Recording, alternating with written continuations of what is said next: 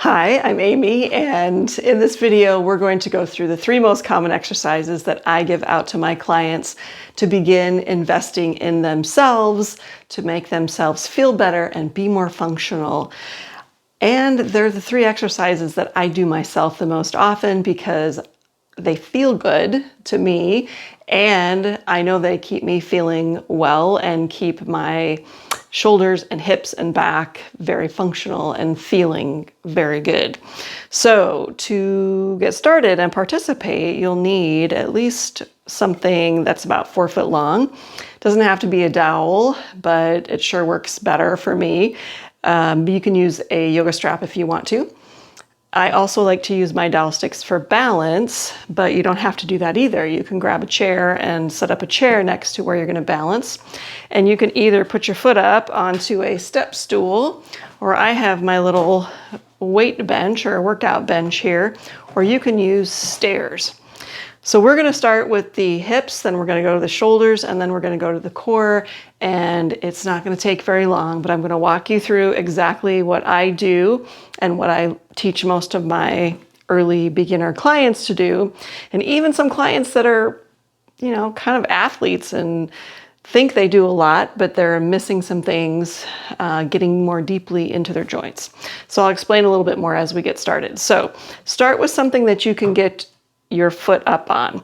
So we're going to be about maybe a step and a half away from whatever you're stepping up on, whether it's a stair step or whether it is a step stool.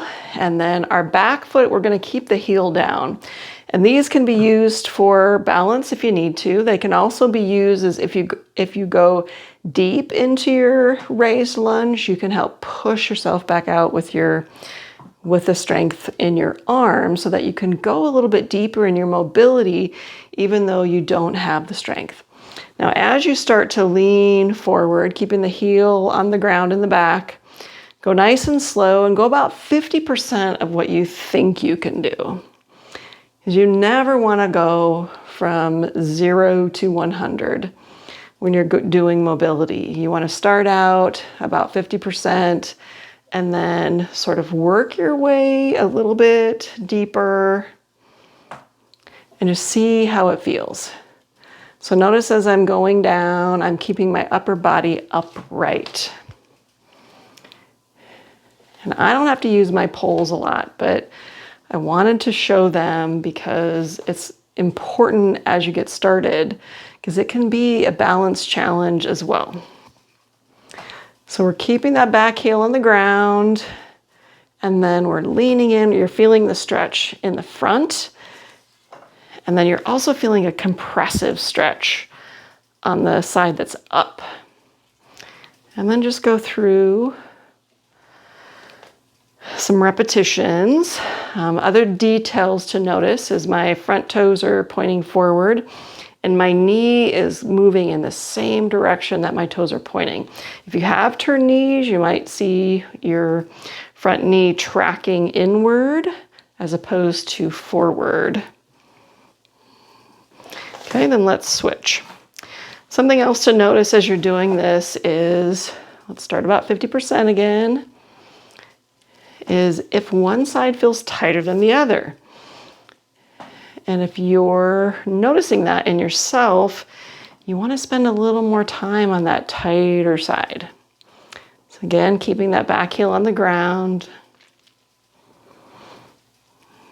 Going in and out. As you come out, as you press yourself back, try to press with your whole foot. These are details that you will learn as you do it.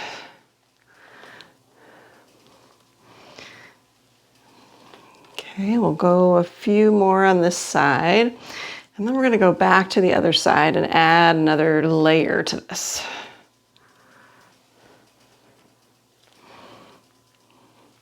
So sinking in as deeply as you can, and then let's switch. Okay, you do not have to be exact in terms of repetitions. If that felt hard, you might sneak a little closer. If that felt easy, you might sneak a little farther back. Okay, this time we're going to keep the back heel down on the ground, And we're gonna lean into it, and we're gonna hold it for a breath, keeping that back heel on the ground, maybe 2 breaths, maybe 3. I encourage you to work yourself up to 6 long, slow belly breaths so that you can really work on that end range mobility, and then push up. If you can't push up completely with the strength you have, use your hands and arms to help push you back. And this time we're gonna straighten the knee as straight as it will go. So we can feel a stretch in the back of the leg. We're gonna hold that for anywhere from 2 to 6 breaths.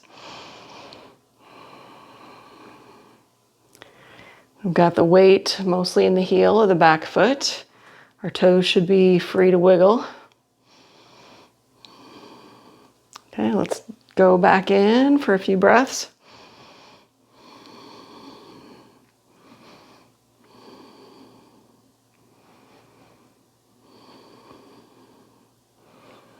Come out and hold it for a few breaths. And if you have longer, you can do this 3, 4, 5, 6 times. We're just going to do it twice, and we'll switch. That feels really good to me. Okay, so we're going to go in and just sort of check. I feel a little tighter in my right hip. So I'm not going to go quite as deep on this side, but your depth might not look anything like mine, or it might be better than mine. So everybody is going to be a little bit different.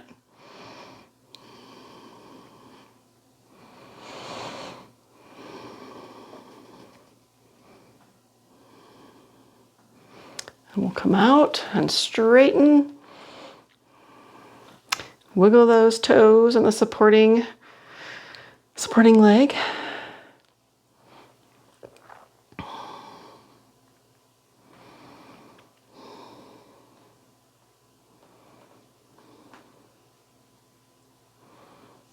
We'll go back into it. Still pressing through my back heel.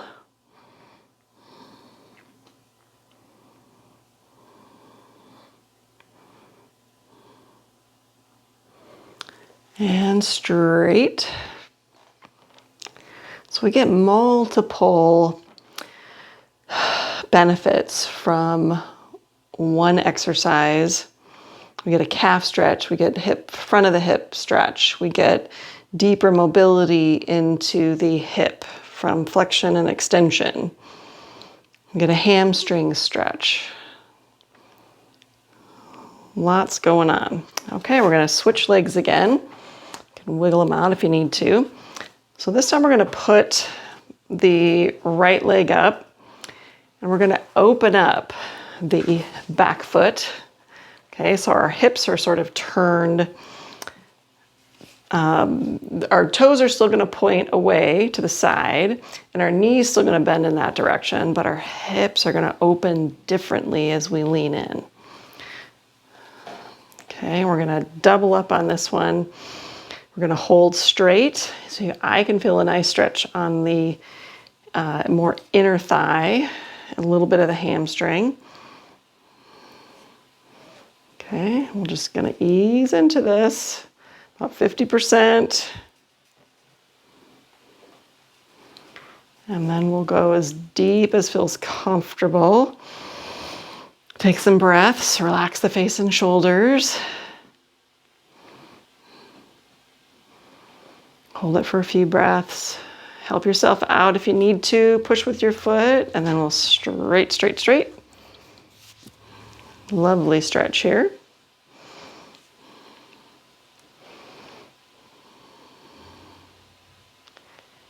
Okay, and then we'll go to the other side. Okay, we'll step up. Feet pointing to the side, knee moves in that direction, hip opens up. Put your poles or your chair wherever you need to. Okay, a little bit of testing the depth. See where we go. We won't hold it super long the first one. And then we'll straighten. Again, nice stretch of the inner thigh.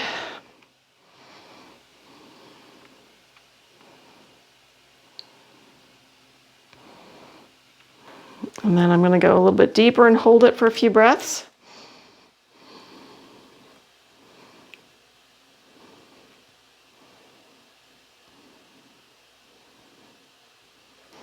And come out and hold it for a few breaths.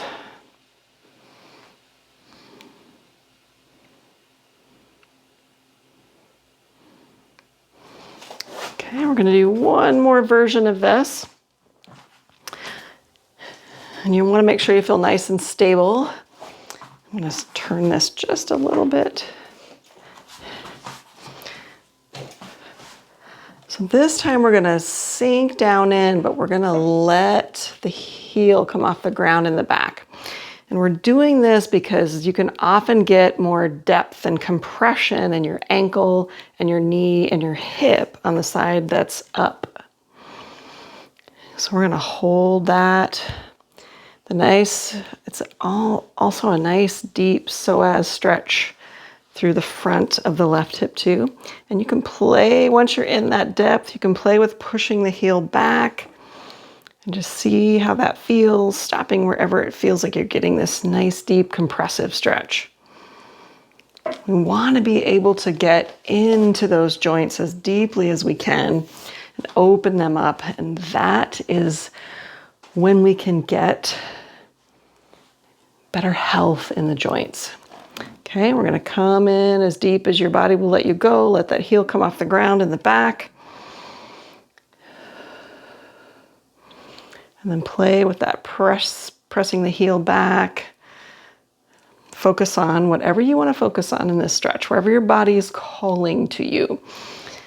And again, getting deeper into the joints, there's lots and lots of research that when we take a joint through its full range of motion on a regular basis, we are much less likely to develop diseases of the joint, including things like arthritis. So healthy joints require moving them through their full range of motion on a regular basis.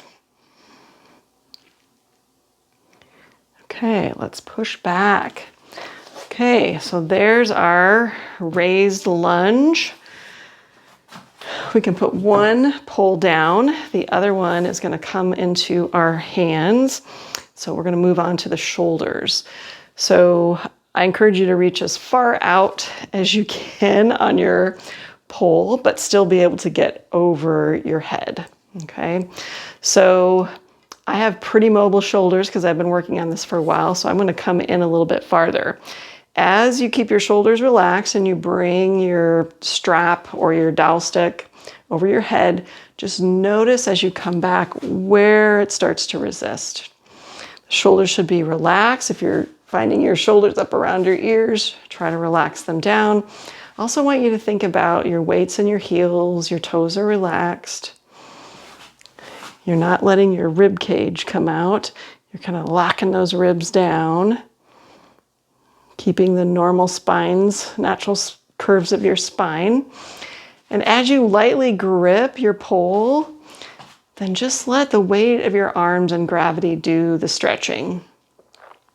Nice gentle grasp. It's nice to look in the mirror or watch yourself on your own video to see how symmetrical you are, because I get clients who feel like they're symmetrical, but they're kind of all over the place. They might have one arm straight and the other bent. So watching what you're doing. There's no important rules about can your elbows be bent or should your arms be straight.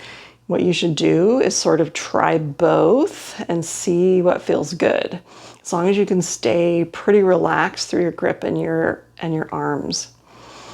Okay, and then as you hold this, you'll notice that things will start to open up. Really use your breath. Okay, and then when you're ready to come out after several breaths, let the strap or the bar come down to your shoulders. And then let your arms come down. Do a few shoulder rolls. Okay. And then if you can't get your arms all the way around, then I would encourage you to get a strap or a band so that you can begin seeing what your full range of motion looks like. So letting the strap or the dowel stick is your goal, but start with a strap or a band as necessary. Slowly coming up. I've got a nice loose grip, and then shoulders relax, coming all the way around. Now, be very, very careful on the way back.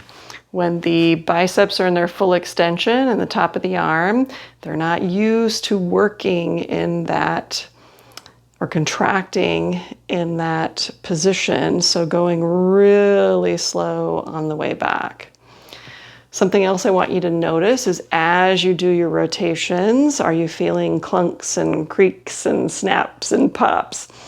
Don't force your way through those. Slow down, try to reposition a little bit and see if you can move around them and not force yourself through them.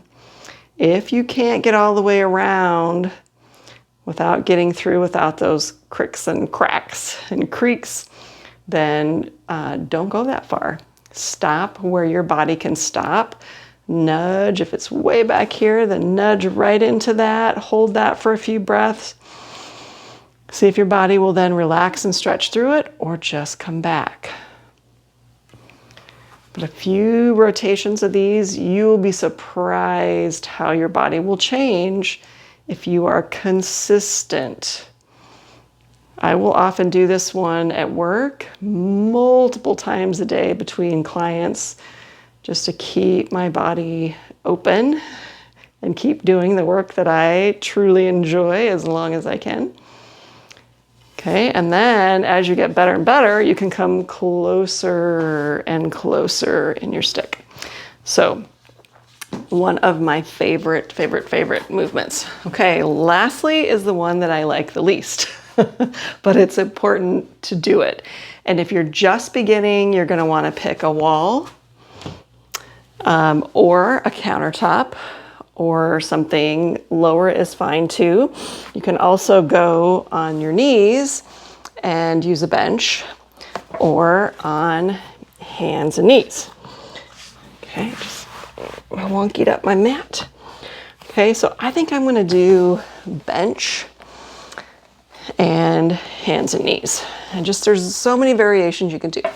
This is the bird dog exercise, and it's a barometer of the health of your spine. Before we do that, let's throw in just testing ourselves. Okay, so front middle fingers and your thumbs are going to go in the 4 quadrants of your core. So the 2 fingers in the front underneath the ribs and 2 thumbs in the back underneath the ribs, and make sure that as you engage your core, you can feel an active movement or push. The core goes, when it contracts, it actually expands a little bit. So you should feel all those quadrants of your core, a nice blood pressure cuff pressing into the fingers to protect the spine. So if all 4 quadrants aren't working the way they should, then you'll discover it when you do your bird dog. Now, this is also something that you might want to record yourself. It's hard to look in a mirror when you're doing this, but to really truly see if you're cheating, then that's kind of hard to do because your brain adapts to what feels normal. So the goal is that we don't want to see any movement between the shoulders and the hips. So I'll show you an example. So I could lift my shoulder, you didn't see any movement in my spine. But if I have limited shoulder mobility or a weak spine, I might drop down a little as I'm trying to lift, or I might cheat a little bit with a rotation in my spine. So I'm not lifting my arm, I'm rotating my spine. Okay, we can do the same thing, other side, test it, see how high you can lift. Can you get your arm in line with your rib cage? Okay, and not move the spine at all. Okay, next would be slide the back leg out there. Can you keep the spine completely still and lift a leg off the ground? Engaging the core. Okay, let's try the right side. So stretch it back there first. Can you lift it off the ground and no movement between the shoulders and the hips? Okay. Next would be stretch the left leg out, the right arm up, and then can you lift? Okay, other side, right leg, left arm, lift.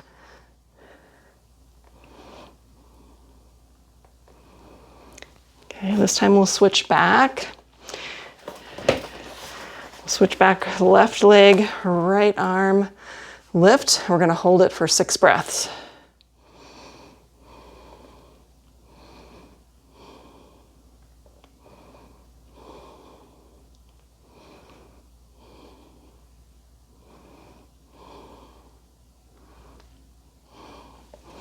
Okay, that was 6 quick breaths. Okay, let's do other side.